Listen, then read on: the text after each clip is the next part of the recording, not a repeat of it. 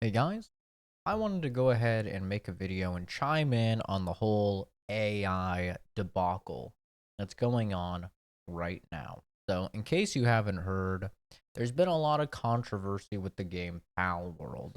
And honestly, as time has passed, I'd say probably 90 to 95% of all of the controversies that have sprung up around the game have just been completely fabricated.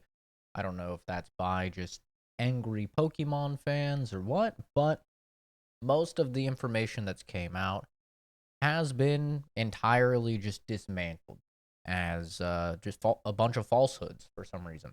And one of the main things that was kind of dismantled was the idea that somebody had floated around on, I think it was on Twitter, that all of the pals in the game, I'm probably just gonna call them Pokemon. I'll be honest with you guys. Like, I'm just gonna fucking call them Pokemon. But somebody had said that AI was used to generate all of the Pokemon in Palworld. I myself even had seen that, and I was saying that that was true. And it's not. That has been since proven that it's not true. But the whole idea that AI could be responsible for something like character design was a very hot button topic, and it's been kind of controversial. And big, streamers and YouTubers or whatever, like Asmongold, have came out and they've said, his take was essentially artist's opinion don't fucking matter. It's the all about the opinion of the player, and if the game is fun, then the player is probably not going to give a shit if the designs are, AI generated or devised by an actual, character designer.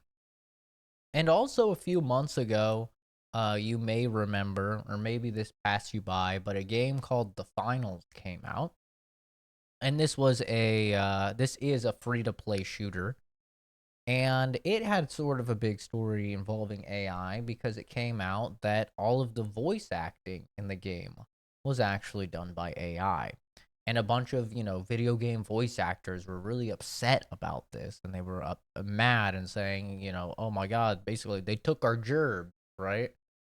And so I kind of just wanted to give my thoughts on AI and, the potential abilities that it has, at least when it comes to, game design. And I gotta say, man, I kind of agree with Asmongold on this one. Even though we took a lot of flack for this, I think that it's not on the player to give a flying fuck about anything when it comes to the production of a game or the development of a game. I really don't care as, a consumer. All I'm here to do is consume your shit. And if your shit is fun, then I don't care if, it was by an AI algorithm that just kind of scoured the internet and put a bunch of things together to create your Pokemon in the game. Or I don't care if there's an actual designer behind all of it. If the game is fun and the, Pokemon or whatever, the characters are interesting, then I really don't care. And I felt the same way about the finals when that came out, that, it wasn't voice acted by humans, it was AI. I felt the same way. I played the finals quite a bit, and I enjoyed my time with the finals, and I didn't have any problem with the AI voice acting. And for me, you know, I think it's almost one of the best tools that these developers actually have access to on these smaller teams, because it's like, listen, man, are you going to go and pay Troy Baker, hundreds of thousands, realistically nowadays, probably millions of dollars? Are you going to go pay this guy millions of dollars to voice act in your game? Or are you just going to type some shit into an AI, you know? And, excuse me, I think it's pretty obvious what you're going to do, especially if you're a small team, right? And if it's something that doesn't really matter. And the same thing with, creature design and stuff like that. Why would you go and spend a bunch of money on, these character designers and stuff if AI has gotten to the point where it can, you know, essentially do their job? And here's the thing, I'm obviously a consumer. So I believe it's not really my job to care at all about the security of these people's jobs. It's not my job to care. And I hate to say that. I know it sounds mean. Obviously, I want talented people to work on things and I want them to be able to do what they like, but I'm not going to be out here crying about a video game voice actor not getting a role because AI could do that role just as good, right? The same way, I'm a chemist. I don't expect you guys, anyone out there that's not a chemist, I don't expect any of you to care if my job suddenly can be replaced with AI. That is then on me as an individual to adjust my skill set and find other positions or find how I can be useful in the field in other ways. And I would not expect any sort of sympathy from any of you guys or any random people just because, oh my God, AI is taking my job, right? I think it's kind of a silly argument. These are issues that are, applicable to people for sure, but it's such a small amount of people. And when you look at the possible benefits that AI can bring, such as saving a bunch of money with voice acting, for example, so you can then put that into the production of your game or fuck even the marketing of your game, right? A lot of these small games, they have no marketing. That's because they're using every single cent to make the game and pay their employees and then, you know, pay the voice actors and all of that. So if you can save some money by utilizing AI, maybe now you have marketing so you can boost the sales of your game, or maybe now you can put more of that into the actual game itself. I think stuff like that and those tools that are available to developers, especially small indie developers, are invaluable. And I know it can be sort of a scary concept that we have AI that's now growing so fast in its capabilities, and it's getting a little scary for a lot of people. A lot of people are wondering, oh my God, am I even going to have a job in 10 years? Am I going to be obsolete in 10 years? And I can understand the fear behind that. But at the end of the day, I think that the positive benefits that come out of this are they far far outweigh any of the negatives aside from a Terminator situation or a Matrix situation or something. I'm not going that far. If AI starts to advance to the point where it's going to start killing us or something, okay, yeah, a little too far probably. But when it comes to just taking jobs or taking positions or something like that, I think all this Twitter drama and stuff is totally blown out of proportion. And I end up siding with Asmongold on this one. I think that it's not on the player at all to care about how things are designed or who designed them, or even once it gets to the point of writing, right? Soon AI is going to be able to do writing for video games or movies or whatever, and it's going to get good.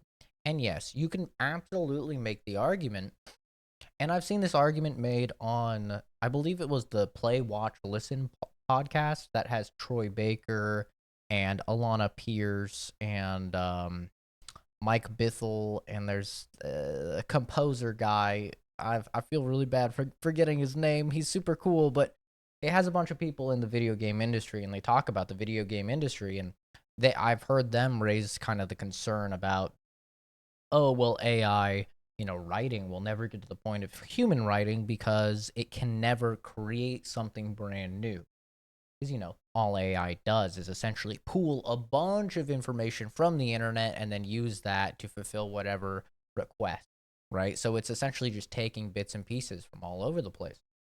And I understand that, but at the same time, most stuff that humans are coming up with is not entirely unique either, right? I mean, as humans, we're constantly consuming media or in some way, shape, or form, right? We're reading books or we're watching shows or we're listening to podcasts or something. And all of this is slowly but surely informing our view of the world and affecting things that we create to the point where realistically, are we creating anything that's new anymore? I think a lot of the stuff that we're creating is at the very least, inspired heavily by other things that we've consumed in the past. So is that really all that different in the end from a machine consuming more media than one person would ever be able to consume in their entire lifetime, and then using all of that to kind of put together and weave a narrative or some voice acting or some character design? I really don't think it's all that different. And I think the only reason people find it to be different and people are outspoken about it is because they are worried that it's going to take their jobs. It's going to make them, essentially meaningless in the future. So I kind of just wanted to talk about the topic because I thought that this whole Palworld controversy kind of went well with the finals controversy that happened before.